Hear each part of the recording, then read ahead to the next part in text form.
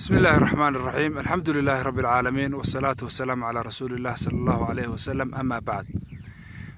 ولا لي الواد السلام أي رمضان مبارك نكستو يحل الدنبتها يحل أفريقي ودوي هي أي تهاي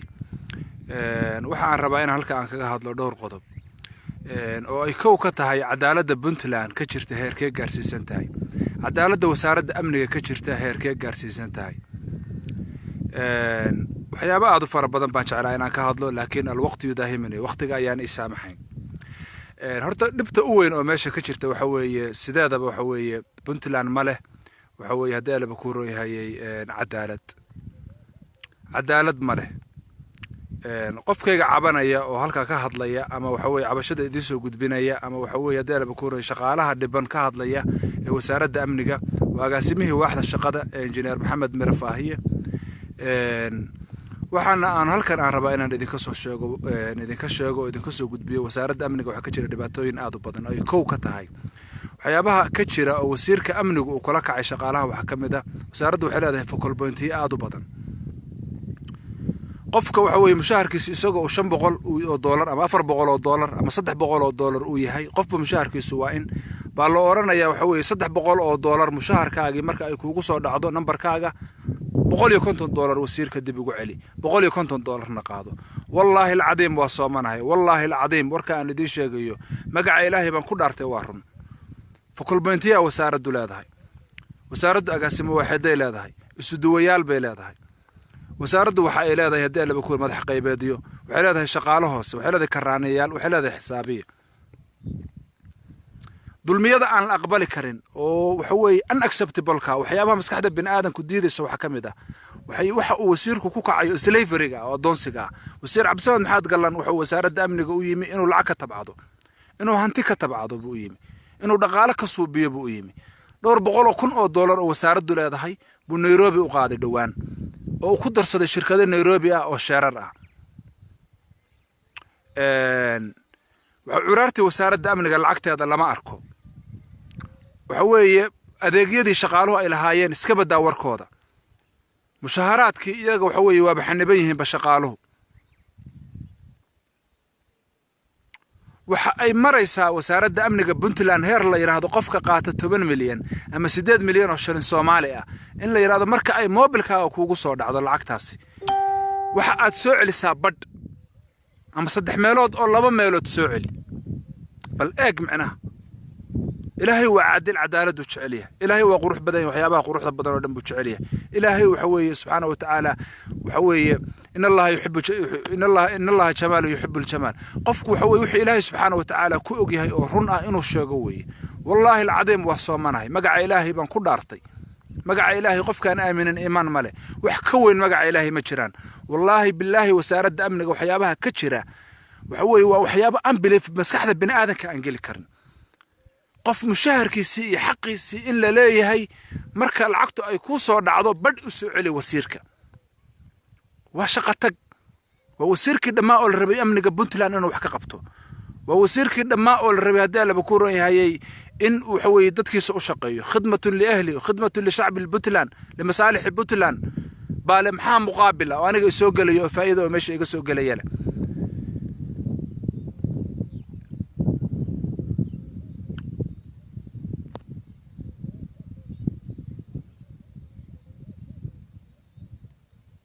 ولا الحل أنا قرالة عبد الغني هروسو قرال كسو قري وجهدا ولا الحل لقى قاضي عبد الغني هروسو ما وجرو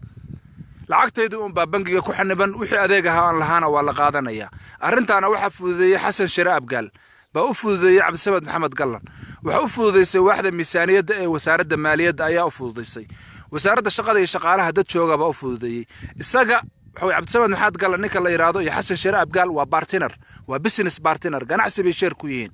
ganacsigoodu waxa uu ka jiraa Nairobi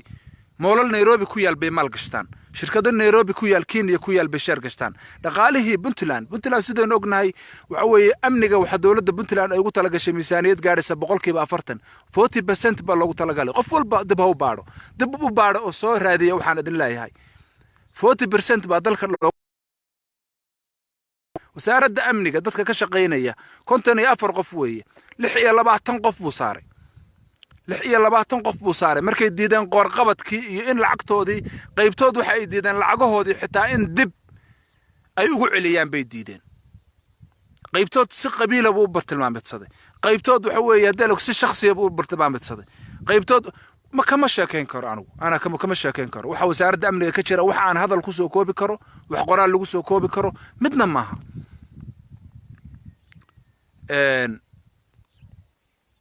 محمد marka waxyaabaha soo dhan baa jira in qof waxa weeye muwaadina oo dhididkiisa oo xalaal shaqaysanaya la yiraahdo lacagtaadu marka ay kugu soo dhacdo mobilka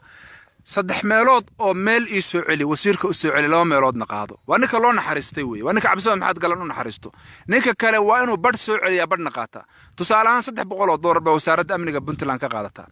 150 waa in isaga dib ugu celisaa waa slavery waa adoonsi weey qofkii diidana waxa weeye mushaharkiisa waa la xanibaya cidna isma weydiinayso wasaaradda maaliyadda isaga xasan shiraab gaal waa partner business partner weey wax la aqbali karo maaha waxaas wax loogu tala galay in laga aamusana maaha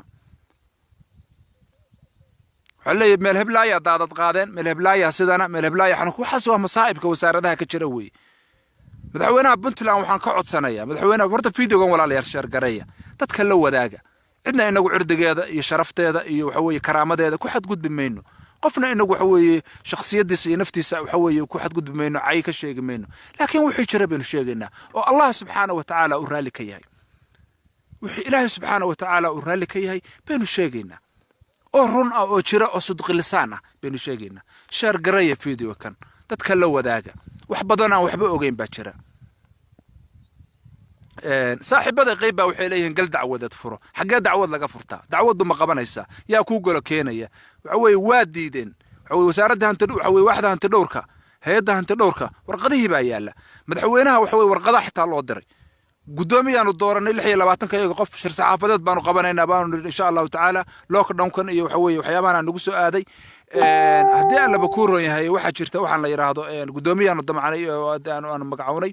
gudoomiyaha warqad buu qoray waxa warqadii loo geeyay wasiir dowlaha madaxtooyada maxamed xasan muuse weeye maxamed xasan muuse warqadaha macaanta dhowrku u qaybiyay maxamed madaxweynaha loo diray warqad leetar baan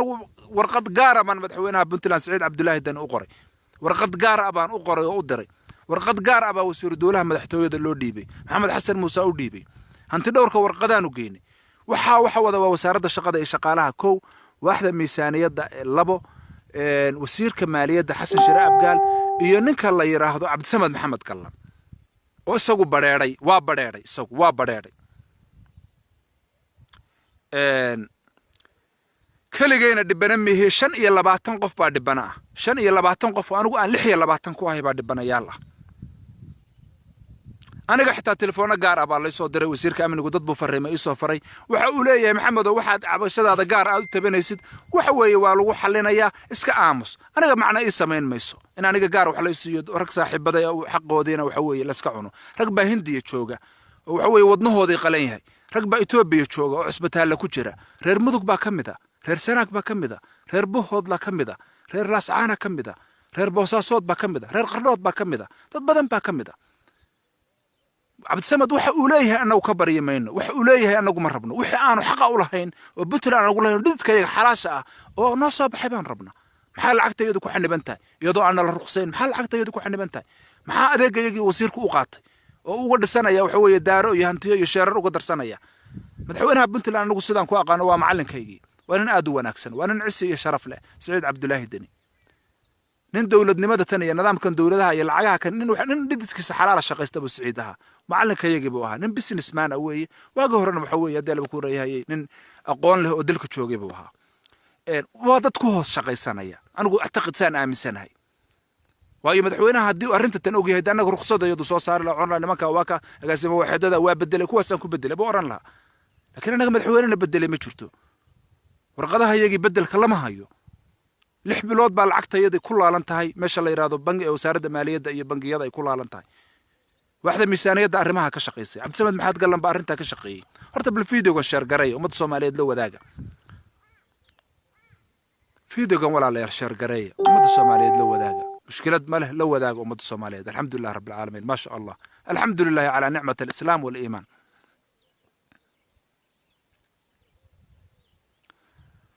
cadaalad xumada su'aal baa la soo qoray cadaalad xumada aad ka cabanaysid markii hore ma jirto markii hore waxa weeye wuxuu yiraahdaanu aamusnana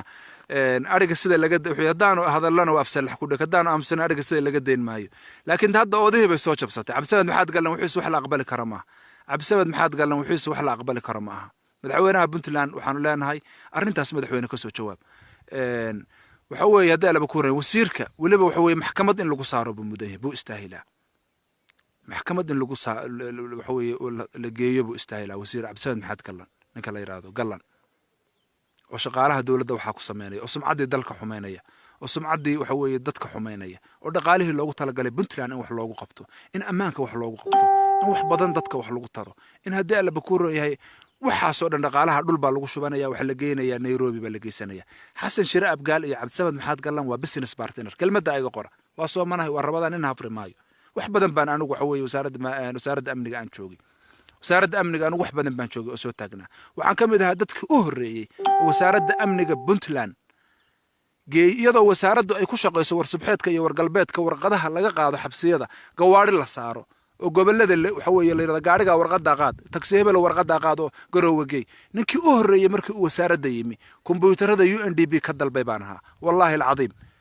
ninkii u horeeyay oo database-kaas hagaajiyay oo wasaaradda goboladeeda oo dhan Gmail-da u hagaajiyay baana warka boosaaso toos buu waxa weeye garow u tagay markaba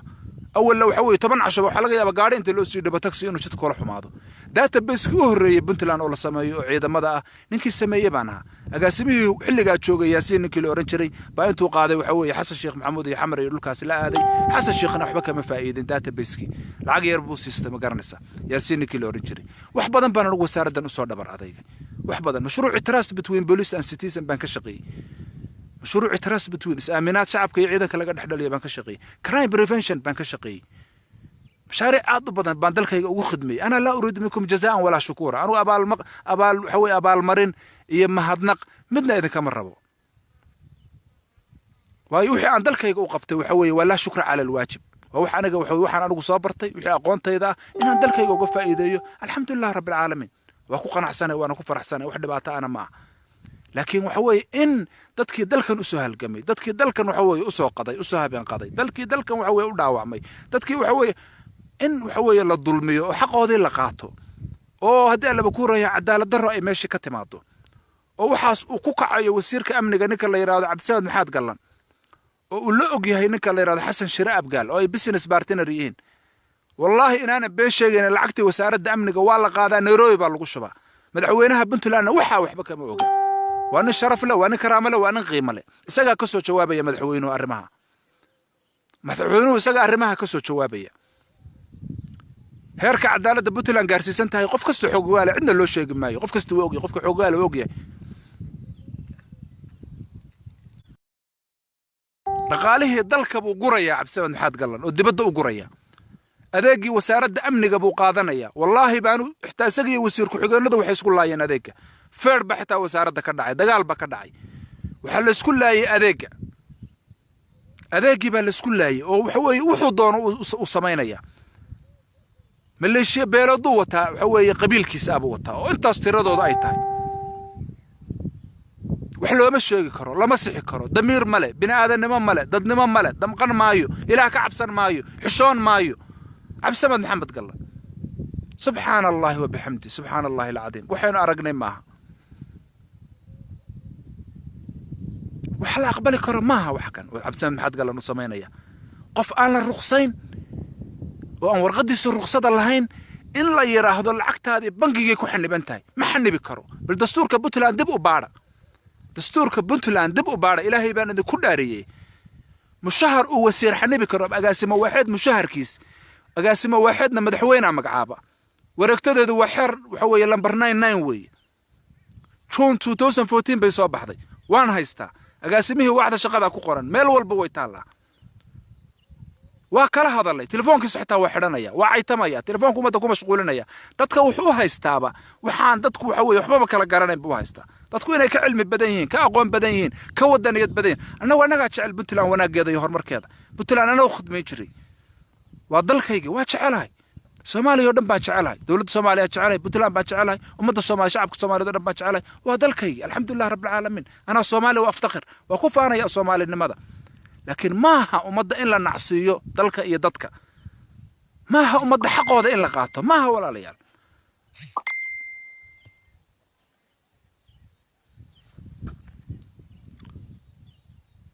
إن شاء الله تعالى وسوق ليا وأنا كسر نقنيا هدي لها يراهضو بعد الأفور أفوركي با الوقت يداهمني وقت جيبا مقرلس هذا دو مركو أفوركا مركو وحوي وحن سمينا يا هدي لها يراهضو وكسر نقنيا هدي لها يراهضو إن شاء الله بعد الأفور بنكسر نقنيا هدي لها يراهضو فيديو قلنا الشرقرية ولا عليها الشرقرية الحمد لله رب العالمين الحمد لله على نعمة الإسلام والإيمان شرقرية فيديو كان لو ذاق أمة الصومالية لو ذاق أمة بنتلان ودر مدحوينها بنتلان waayo inagu waxa weeye qofna inagu cirdigiisa ay sharaftiisa ku xad gudbimeyno inagu run baynu sheegayna waxaan sheegaya ka hadlaya waa run ana ataxaddas bisidq lisan run baan ugu sheegaya waayo hantideeda xaqaygii anigu aan lahaa waxaan anigu leeyahay cashuurta waxa weeye puntland ummadda laga soo qaaday shaqaalaha anigu xukuumadda ma ihi ciidamada anigu agaasimihii dhammaan ee waxda shaqada wasaaradda amnigaana anigu ma ihi askari askarta waxa weeye askartu waxa weeye golaha xukuumadda anigu qof golaha xukuumadda ka tirsan baana qof baana haddii la bakuuran yahay muwaadin puntlandis ah qof dalkan u soo khidmeeyay u dhaawacmay lafihiisii ay u burbureen lafihiisii u jajabeen rasaasi ku jirto biro ku jiraan baana qof in loo mahadnaqo mudan qof in la garab istaago mudan baana waliba shaqaalaha 26 qaybtood cusbitaalay ku jiraan reer mudug waxaan leeyahay meesha ka kaca waraga cusbitaalada ku jira oo wasaaradda amniga ka tirsan u gargaara reer sanaag waxaan leeyahay dadka cusbitaalada ku jira annagu dalkii baanu joognaa alxamdulilah rabbil caalamiin dalkayga baanu joognaa waa soomanay war waxaan leeyahay kuwa cusbitaalada ku jira oo reer sanaaga war dhaqaale u ururiyo u dira adduunku lockdown buu ku jira cabdisamed maxaad galan baa waxooda cunaya war kuwa reer bariga cusbitaalada ku jira oo wasaaradda amniga ka tirsan oo xaqooda bangiga ku xaniban yahay war ilaahay bayna ku ciqaabaya war ilaahay subxaanahu wa ta'aala inagu sukeen daawana war bal dadka horta annaga dacwadayda haday doonto ha dambayso سعيد نور باكمدة أحمد باكمدة وعوي محمد مقيس باكمدة قرنا هذا وحكسوا هذا هنا فارح قوتاله وسقونا كتر سن وسارده وسقونا دول مقاس كل عاي أقاسمه وسارده أمنجة قبل ككركار نك الله يرى هذا وحلا جاني موسق يلا الله يرى هذا دول مقاس سكروا سنة قبا عبد السمد قال لهم كويس وحيابان معقولة هين جاني هبل بكان بين ما نشر واحد هبل كلا كان بين ما نشر واحد وحسب حيابان لق أقبل كرنوي maxaa iskaga xidhan nidaamka dawliga iyo waxyaabaha maxaa iskaga xidhan hadda waxa weey dad baa maanta waxa weey daacada ka hadlay waxay lahaayeen puntland nidaamka ka jiro oo dawladnimada nidaam lagu qanci karo ma waxa weey waa sax weey hadalkaas waayo waxa la arkaa waxa loo jeeda sumcadda ay ku ciyaarayaan iyagu meesha iska joogan iyaga lacbi lahwi bay ku jiraan ya xasan shir abgaal ninka la yiraahdo cabsan maxaad galan ciyaar bay ku jiraan laakiin sumcadda ay ku ciyaarayaan waa tii ninka la oran jiray saciid cabdullaahi dani ومدنا أنا وحسوا شاكتها في عن أنا وحن أورن لها هبل اللي بدلوا إنما كان هل اللي بدلوا هنا نقول حساب تم هلا لا حساب تم واي حلكوا ميرت يجوا ماشي اسكمالي شير قريه فيديو كان أمد الصوماليين لو ذاقة ويدين دعينية أمد الصوماليين لو ذاقة أمد بنتلان لو ذاقة شير قريه ولا ليال ما شاء الله ما شاء الله